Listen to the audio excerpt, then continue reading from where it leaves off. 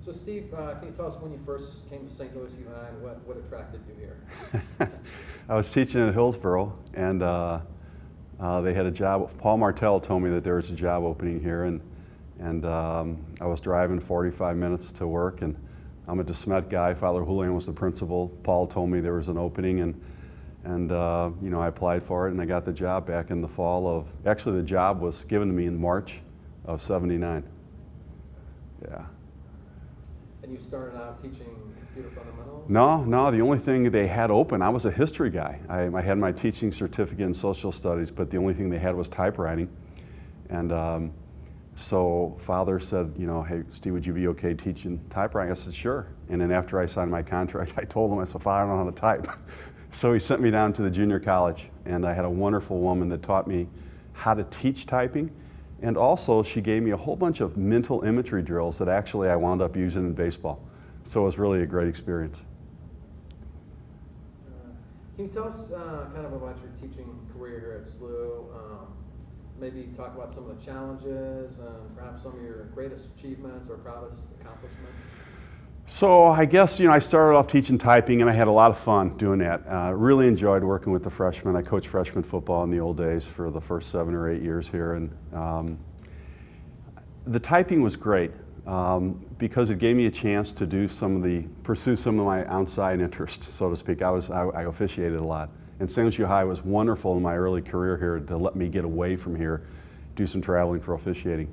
But as time went on, I saw that the opportunity to switch typing into a computer class was really going to be an important thing. And school, once again, was open to that, and typing became computer fundamentals. We kept that class going as it was teaching kids the beginning concepts to computers and spreadsheets and so forth, vocabulary, some light programming. And in the fall of 1998, we added an after-school programming class. And that was pretty exciting. But what really happened when we changed our 6-period day to a 7, we could bring computer curriculum into the school year, into the school day. And gradually over time, St. Louis U High allowed me to kind of build a computer science curriculum. I guess it was around 2007 or 8 that I asked Dan C. to kind of join in, and Dan's done a wonderful job. And today, I guess one of the things I'm most proud of here academically is that we offer a computer science program to kids that I think is second to none. Kind of on that same topic, can you kind of talk about the evolution of our curriculum here from your perspective, especially as it relates to computer science and technology? Maybe talk about some of those elective courses that are offered, because I know some of those you say are like almost college level. Yeah, so we have, you know, the kids all walk in taking a computer fundamentals class, which is, they do a lot of binary math, they do a lot of programming, they're introduced to a lot of vocabulary, a lot of conversions. It's a great class for freshmen, but from there, if they want to, they can take a C++ class. And that was the same class I taught over at Webster University in Fontbonne for years. Same textbook, you know, same assignments. It was a great class, or it is a great class. We have a Java class that introduces the kids to Java. We have a computer science AP class. We have advanced topics class, which talks about data structures and binary trees and linked list, and a lot of different advanced topics in CS. We have a game programming class. We have a web programming class, which talks about JavaScript, HTML, CSS, and PHP. We have some robotics classes. We have just a whole lot of different opportunities. And the reason that's important is for a high school kid, they can get a feel right now what CS really is. Then they can decide, no, it's not for me, or it's for them. And then if it's for them, once they get to the university level, what we found out is that our kids generally are in a position to find early success faster than their peers. And what that means is freshman internship projects at the end of freshman year or research opportunities. So did the advent of a lot of those classes you're talking about came about in the early 2000s or so? Yeah. Switch from a 6 to 7? Yeah, absolutely. And I remember going up one by one, I would come up to, I guess they called it the Educational Policy Committee. And one by one, you would have to sit down and kind of sell it. to a bunch of my peers. And they were really good. The thing that's really interesting to me is that for our program to grow, other programs had to lose some kids, right?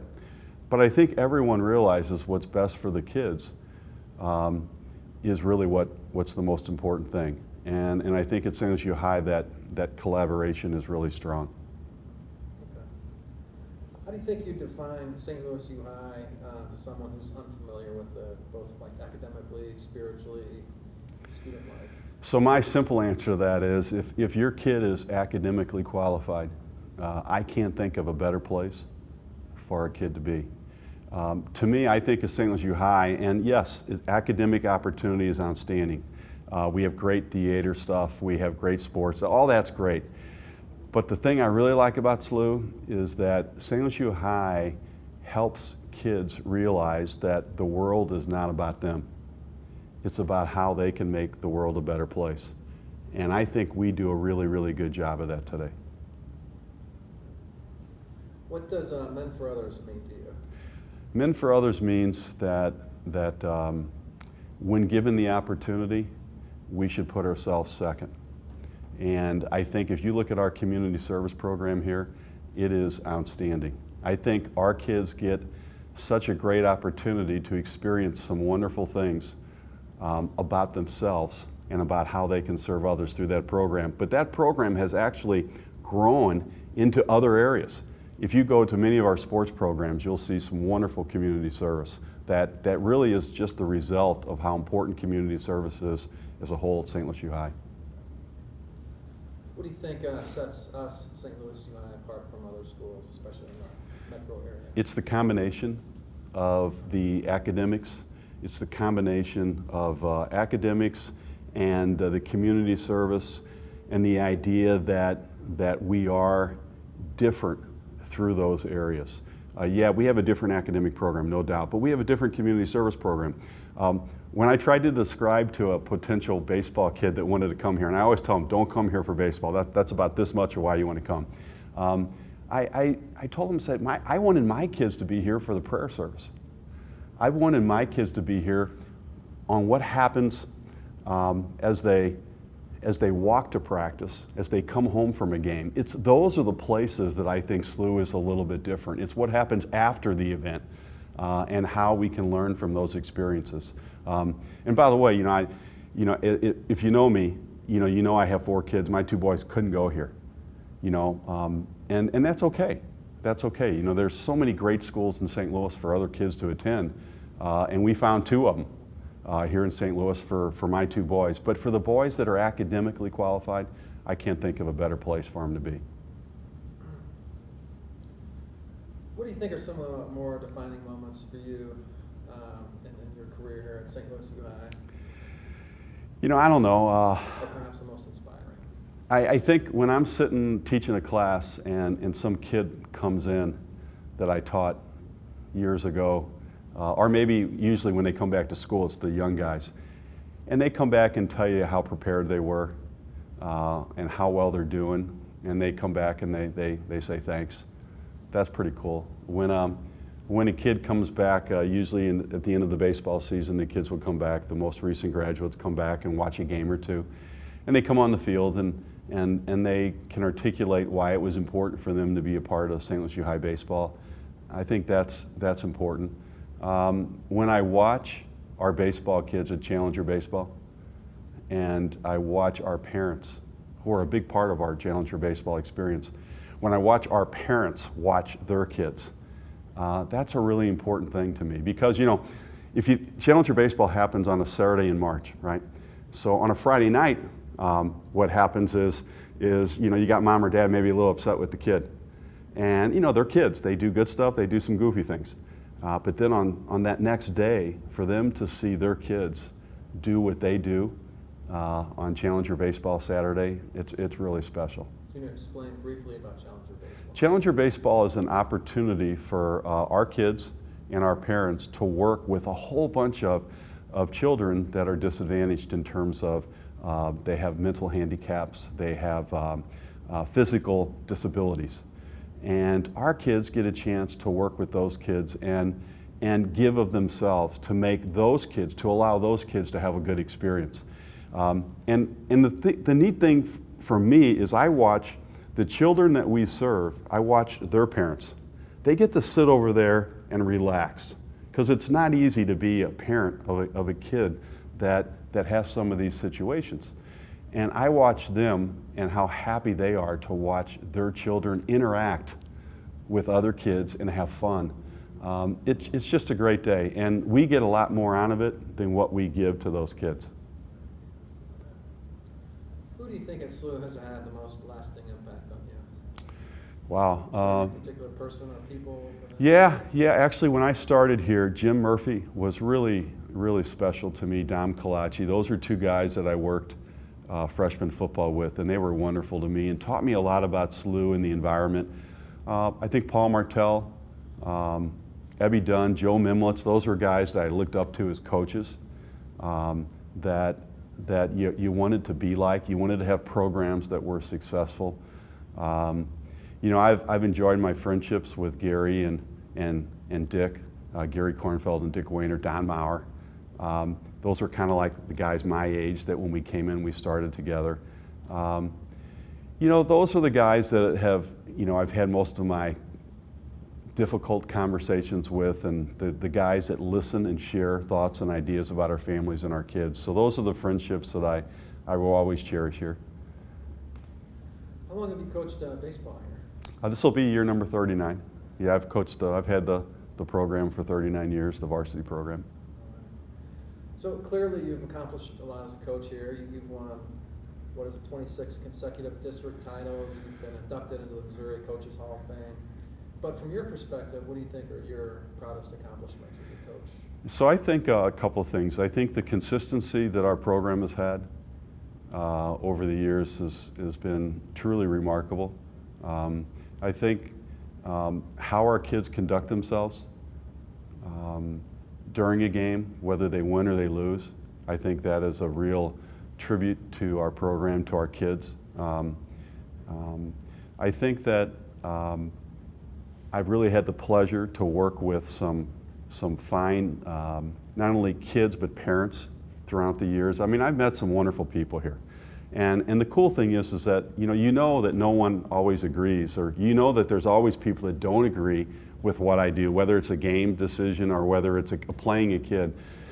But at the end of the day, when it's all over, and sometimes that may be a year or two later, at the end of the day, I think that people appreciate the opportunity that the kids had to play here, and maybe all those side lessons that the kids learned through baseball, through our successes and our failures. Whenever I talk in front of a group, one of the things I always say is probably the most important thing I do here has very little to do with computers or baseball, but it has to do with the other stuff, helping a kid get from here to there. I've done some good things, I've done some goofy things, I've screwed some things up, but those are things that our kids can learn from as well. And if I share some of those things with them, I think they can be better people because of it. Do you have a coaching philosophy and or real key values of what it is? Yeah, I want to prepare. Our teams want to be, I want to have a team that's the most prepared team out there. I want to win the game in practice and take my chances in the game. I want our kids to be in every situation that happens in a game, every situation. If I don't prepare them for that physically and mentally, and we screw it up, it's not them, it's on me. So I want to make sure that my guys are as prepared as they can be. I want to make sure that they know how to compete, and I want to make sure that they play the game. And this is a tough sell today. I want them to play the game for the team, not for themselves. And I think one of the things that is changing around us is the culture seems to push a lot of individual values on our kids. And it's about them. It's about how fast they can move the gun. It's about how they look in a game, instead of maybe moving a guy over and getting a bunt down and doing something that's selfless, okay, for the rest of the team. Our program is about a team. It's a team concept. And I think I'm lucky to be at a school where our kids, they buy into that. Now, again, it's work. It's work for our kids and for our coaching staff, but our kids are smart enough to sense that, to see that, and to know that's a great way to play the game. So clearly your teams have had success on the team level, but also on the individual level as well. You've had some players who've gone on to the MLB, is that right? No, actually, I find this a fascinating thing here. We have only had here, in my time, one boy drafted out of high school. And that was Keeble, Sasha. Now, Brian Howard's down at TCU, and he's had a wonderful career, but those are the exception. Our guys here, the reason they can play against other programs that have a lot of those kind of guys is because they play a team game. And playing for our program means something to our kids. I think it means a lot for a kid to play at St. Louis U High. And that's why I think we've been able to find some success at the high school level against some programs that have some pretty good players. My guys are good players too. My guys are better. Well, my guys, I'm proud of them because I think my guys are really good team guys. Why do you think St. Louis U High is the best choice for high school for academically qualified? So, I think St. Louis U High is a good choice. Whether it's the best or not, it depends on a kid. But it's a wonderful choice academically because of the academic opportunities. If you like science, if you like computers, if you like English, the people here are dedicated to give you the best experience they can. I love coaching, right? But I love teaching computers. Those guys who are teaching English here, they love teaching English. Those people doing science, they're passionate about that. The same can be said about every department here. And what that does, a kid gravitates to the area that they're kind of interested in, and they can find a mentor there that really will help them maybe get to that next level. So this place has a lot of talented people that do a lot of wonderful things in the academic world for our students. Any favorite stories that you have in the classroom or on the ball field that you want to share? Honestly, I don't know if I have any favorite stories. I can just say that I always prided myself on, I didn't want to be one of these teachers that at the end, when it was all over, they would say, I really had it good when I was here. It's a great place. I wanted to be one of these guys that appreciated what I had when I was going through it. And I can honestly say that. I mean, I have enjoyed, 39 years here, and it feels like I've been here about 7.